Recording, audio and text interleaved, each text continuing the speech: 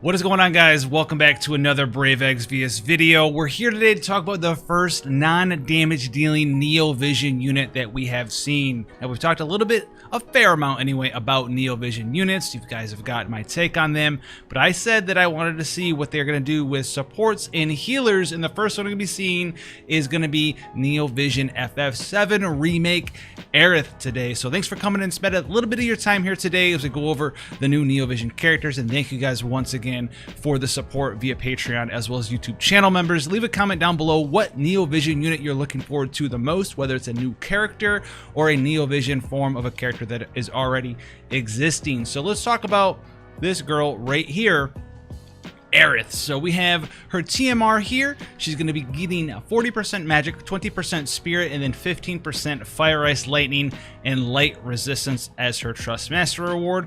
That's actually pretty powerful. It's nothing insane though. We've seen a lot of stuff of that nature already in Brave Exvius, so nothing that's breaking the boat there. Now her STMR though is clothing, and it kind of gives you a hint at what she's going to be here, and it is clothing, 28 defense, 80 magic, and 70 spirit. It also increases your magic true double hand by 50%, so 50% TDH magic. Now notice it gives you spirit and magic, and if you look at her role there, it looks like she says that she's a healer and buffer, but she also will be transforming into her Brave Shift form, because remember guys, this is the big thing with Neo Vision units, into the alternate outfit that you see in the remake when you get all of the good pluses out there and get her the best outfit. That's going to be her Neo Vision form, and this is going to be a mage character. So they're really going to go in there and utilize with this version of this character a support healer that can turn into a big damage dealer. So we're going to be able to see how this is going to play out with this character, and I think it's actually pretty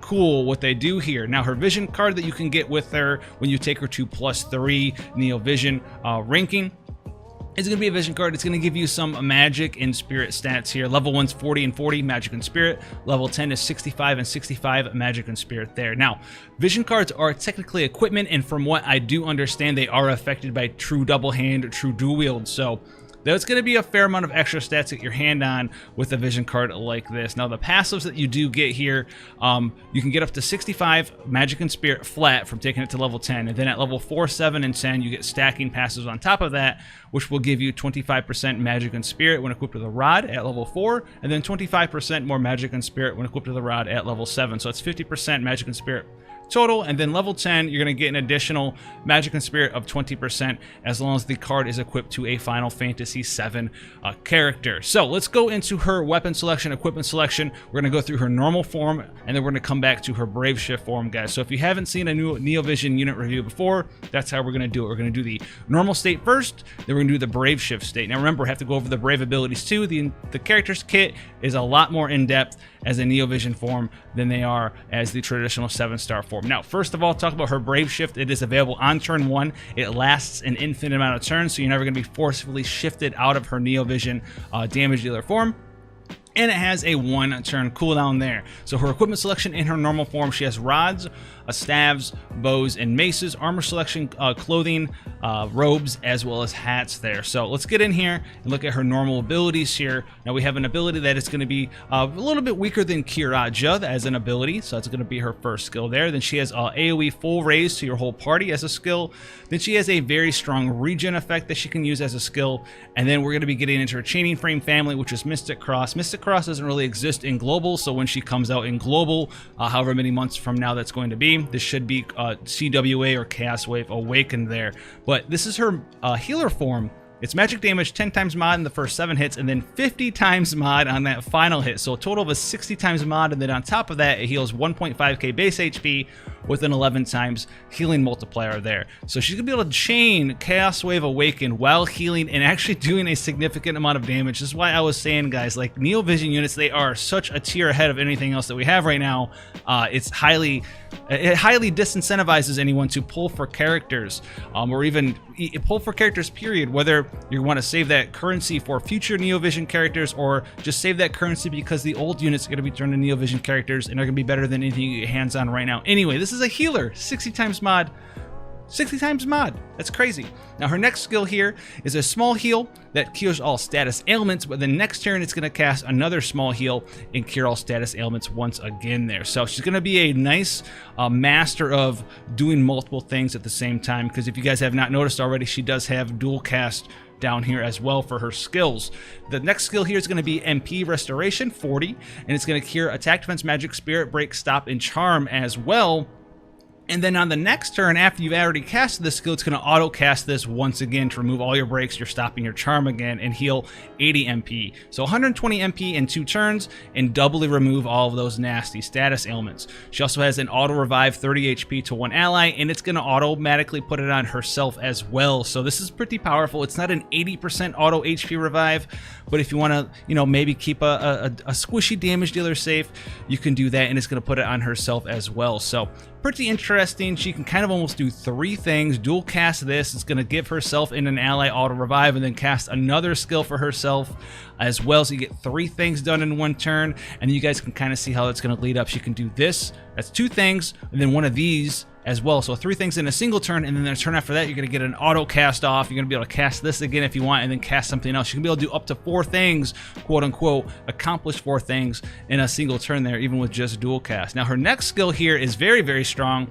This is going to be one of her skills that you take to level 5 as a brave ability here. It's going to give herself a 5,000 HP barrier and an ally a 5,000 HP barrier for 3 turns, but it's also going to apply 45% magic damage mitigation for 3 turns to all allies. This is an insanely powerful skill, insanely strong skill. This is going to be probably what we're going to be looking at for supports, right? We've seen, you know, Luna Freya 50% magic mitigation on a cooldown. This is just 45% mitigation, no cooldown. Also has HP barriers, 2 of them as well. This is an insane skill, and it's dual castable. Now moving down into her other skills here at level 101.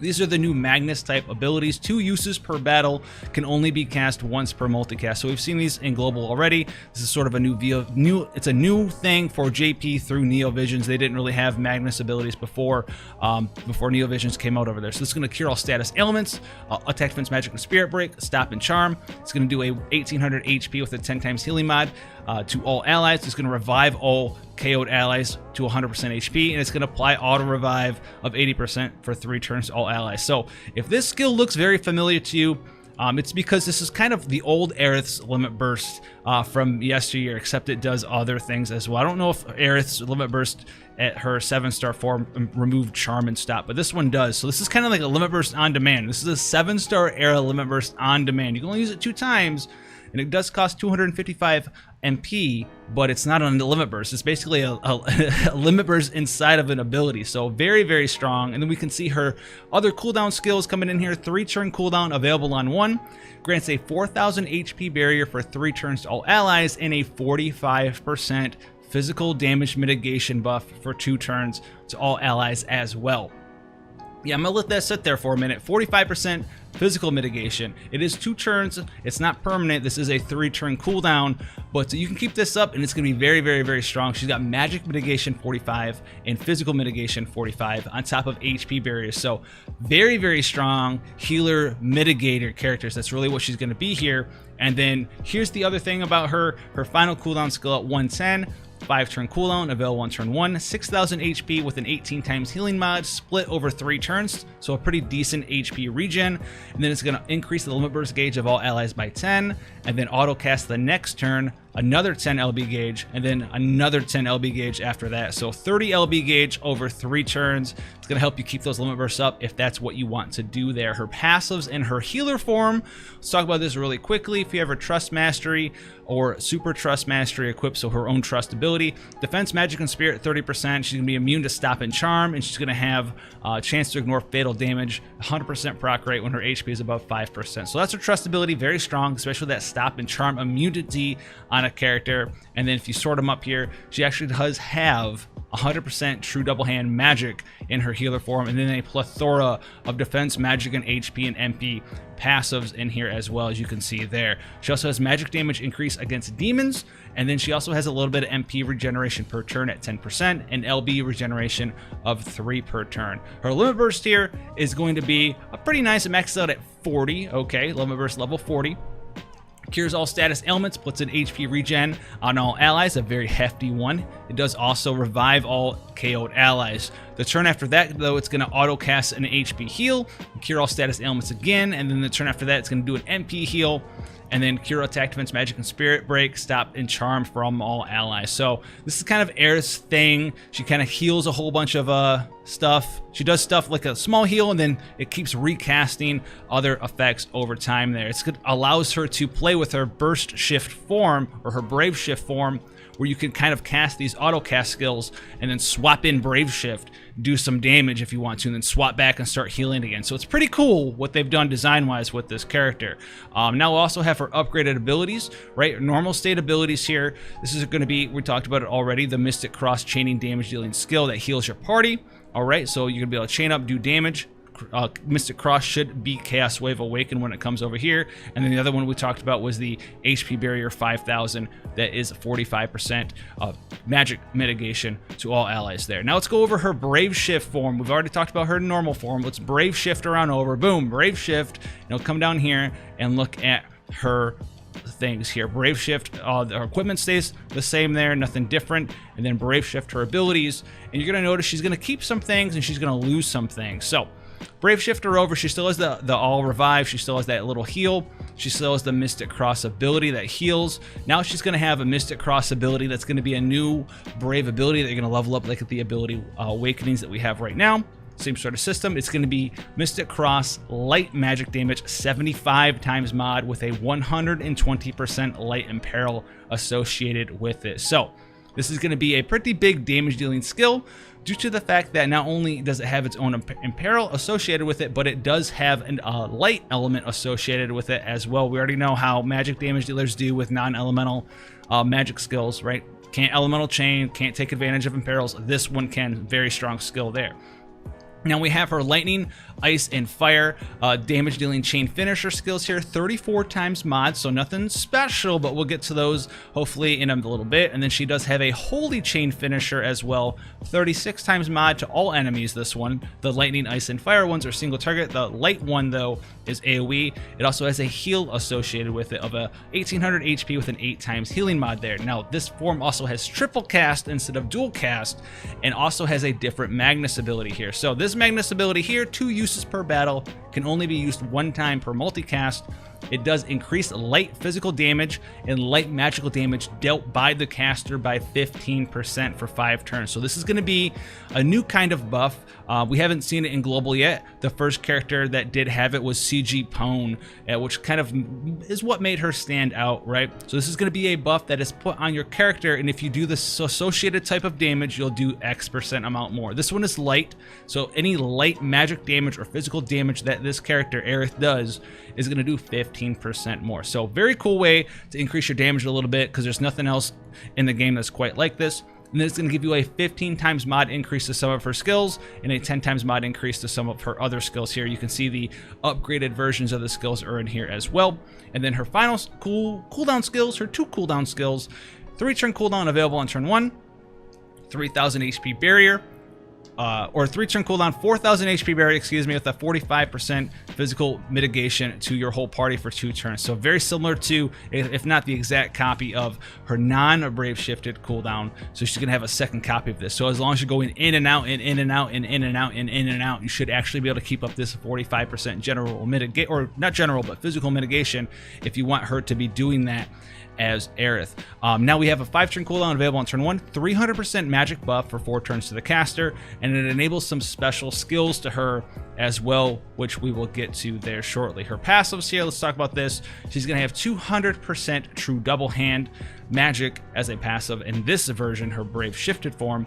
She also is going to have a 75% magic damage killer to demons 2 times, so she has 150%. She also has a passive 5 times mod increase to a lot of her brave shifted shifted abilities here. This is the blessed version, one of her better skills, which we'll talk about.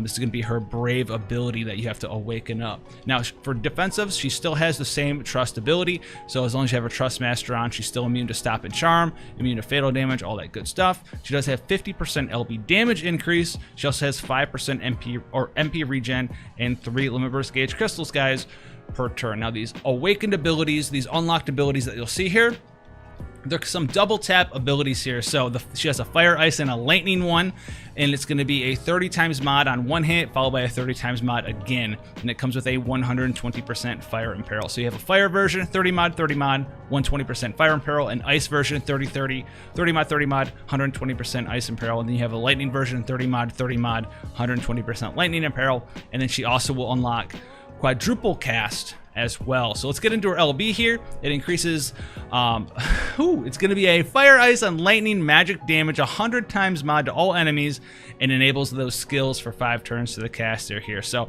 in order for this skill to do a full amount of damage, because it's triple element, it's going to be kind of hard to actually do damage with this skill. You're going to need all equal imperils. The enemy's not going to be able to resist or absorb all of these to do the max amount of damage, so that's going to be a hard thing to do there. And then her brave shifted skills we talked about, she has the Mystic Cross healing skill, but now she has this new Mystic Cross light elemental damage skill as well. So let's translate this page real quick.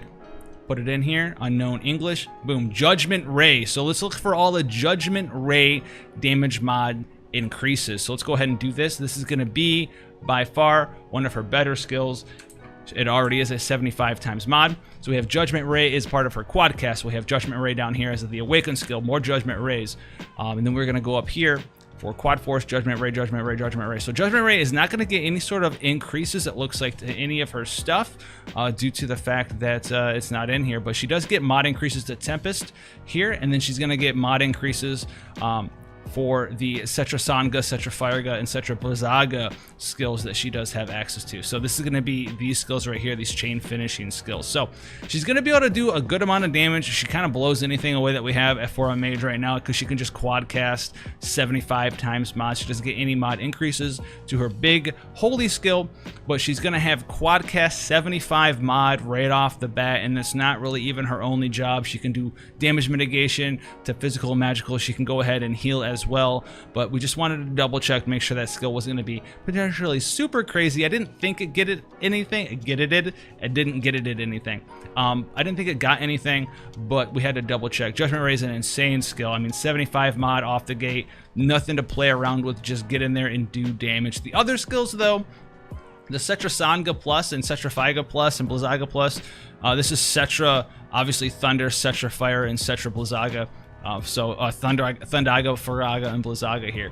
These actually do get mod increases that we talked about here. Very small from these ones here. On 5-turn unlock here. And then we also get... No, it's right here. I thought so. I lied, guys. I lied. The whole life was a lie. Everyone already left, right? We're in the final moments of the video.